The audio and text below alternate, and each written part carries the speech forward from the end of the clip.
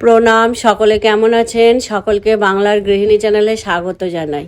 আর এই যে এখন বেশ গরম, আবার গরমটা দুদিন খুব পড়েছে আর কি। করবী গাছে করবী ফুলগুলো বেশ সুন্দর ফুটেছে, তাই একটু ছাদে এসেছিলাম ঘুরতে। আর দেখলাম, আর আগের দিনে, এর আগের বারে যে গরমটা পড়লো না, এই কদিন আগে 10-15 দিন আগে, সেই গরমটাতেও করবী গাছে প্রচুর ফুল ফুটেছিল। আমি ভেবেছিলাম আপনাদের দেখাবো, কিন্তু দেখানো আর হয়নি। এবারে আবার দেখছি এই গরমটা গিয়ে আবার বেশ কয়েকটা ফুল ফুটেছে আর কুড়িও এসছে। আর এইটা একটা পেঁপে গাছ, আমার দানা পড়ে আপনিই হয়েছে, এই পেঁপে গাছটা কাটিনি। আর এই এই একটা বেল গাছ আছে, এই বেলপাতাগুলো দিয়ে আমি একটা তুলে প্রতিদিন পুজো দিই। আর এই বেলপাতাটার গাছটার ডালগুলো ছেটে দিই, তাই বেশি বড় হতে দিই না, ছোট। আর এদিকে ছেলে, আর গরমের সময় আমি কদিন মাংস ঠিকঠাক রান্না করিনি, তাই ও বলছে, মা তুই তো একদম মাংস রাজ্যই না। বলছি, না রে, গরমে আর এখন তেল মশলা বেশি খাবো না। বলছে ঠিক আছে, তুমি আর গরমে তেল মশলা খাবে না, আমি অল্প তেল মশলা দিয়েই দেখো না চিকেনটা রান্না করছি, তোমার ভালোও লাগবে, এদিকে তোমার শরীরও ভালো থাকবে, খেয়েও তোমার হজমও হয়ে যাবে। ঠিক আছে তাহলে কর। ও দেখি নিজেই মাংসটা ধুয়ে নিয়েছে, আর একটুখানি আদা আর রসুন বেটে নিয়েছে, নিয়ে আর অর্ধেকটা দিয়ে ম্যারিনেট করলো, আর 1 চামচ মরিচ গুঁড়ো দিয়েছে, আর একটু 1 চামচ লবণ দিয়েছে, দিয়ে ম্যারিনেট করেছে, করে আধ ঘন্টা রেখে দিয়েছিল। আধ ঘন্টা পরে এসে এটা কড়াইটা বসিয়ে দিল। আমার এটা লোহার কড়াই, তাই লোহার কড়াইটাতেই বসিয়ে দিল। দিয়ে আর অল্প একটু সাদা তেল দিয়েছে, দিয়ে তেলটা গরম হলে ওই ম্যারিনেট করা চিকেনটা দিয়ে দিচ্ছে। বলছি কী করবি না, বলছে আমি একটু নেড়েচেড়ে ভেজে নেবো। তাই নেড়েচেড়ে ভেজে নিল। নেড়েচেড়ে ভেজে নেওয়ার পরে এরপরে তুলে রাখবে, রেখে এর মধ্যেই তেল আর দেবে না, এর মধ্যেই দেখলাম যে গোটা গরম মশলা শুকনো লঙ্কা ফোড়ন দিয়েছে। দেওয়ার পরে মাংসটা ভেজে তুলে রেখে আর একটা পেঁয়াজ কুচিয়ে রেখেছে, আর কিছুটা কাঁচা লঙ্কাও কুচিয়েছে, সেইটা দিয়ে দেবে।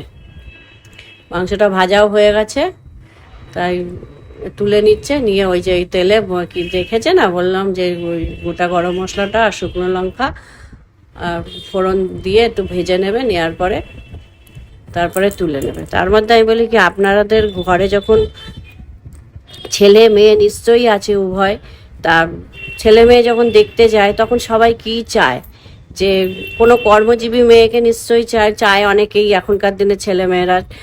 চাইলে কি হবে, কর্মজীবী মেয়েকে আপনার জীবনের সঙ্গী হিসেবে যদি চান, তবে আপনাকে মেনে নিতে হবে যে ফুল টাইম সে আপনার বাড়িতে কাজ করতে পারবে না। আবার যদি আপনি একজন গৃহিণীকে চান জীবনসঙ্গী হিসেবে, তবে সে আপনাকে মেনে নিতে হবে যে আপনাকে আর্থিকভাবে সহায়তা সে করতে পারবে না। আর আপনি একজন যদি স্টাইলিশ কর্মহীন মেয়েকে জীবনসঙ্গী হিসেবে চান, তবে তার লাইফস্টাইলের জন্য ব্যয় আপনাকেই করতে হবে। কারণ একজন সাধারণ মেকআপের স্তর মুখ যদি ঢেকে না রাখা মেয়েকে যদি বিয়ে করতে চান, তবে আপনাকে মেনে নিতে হবে তার মুখের কালো দাগ কিংবা ওই যে কালো চামড়া, এগুলোকে আপনাকে মেনে নিতেই হবে। কোনোদিন আপনি বলতেই পারবেন না যে তুমি স্টাইলিশ মেয়ের মতো নাও। কাউকে কারোর মতো বানানো যায় না, সবাই একটা নিজস্ব সত্তা নিয়েই জন্মগ্রহণ করে।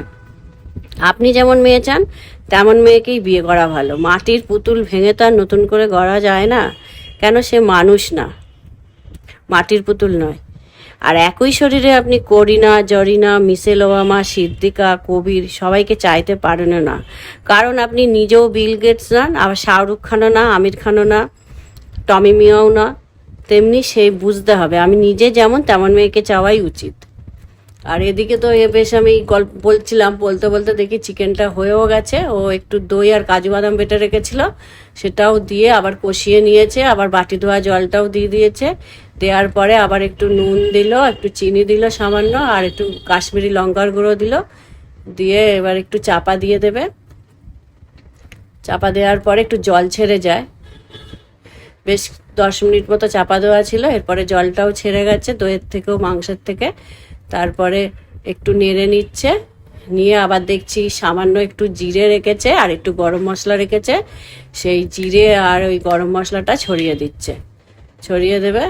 হ্যাঁ, জিরের গুঁড়ো আর গরম মশলা দিচ্ছে, আর একটু কসুরি মেথি দিয়ে দিল, অল্প একটু কসুরি মেথি দিয়ে আবার একটু নেড়ে নেবে। নিলে নাকি দই চিকেন তৈরি। যাক, একটু খেয়েই দেখলাম বেশ ভালোই হয়েছে, সুস্বাস্থ্যকর।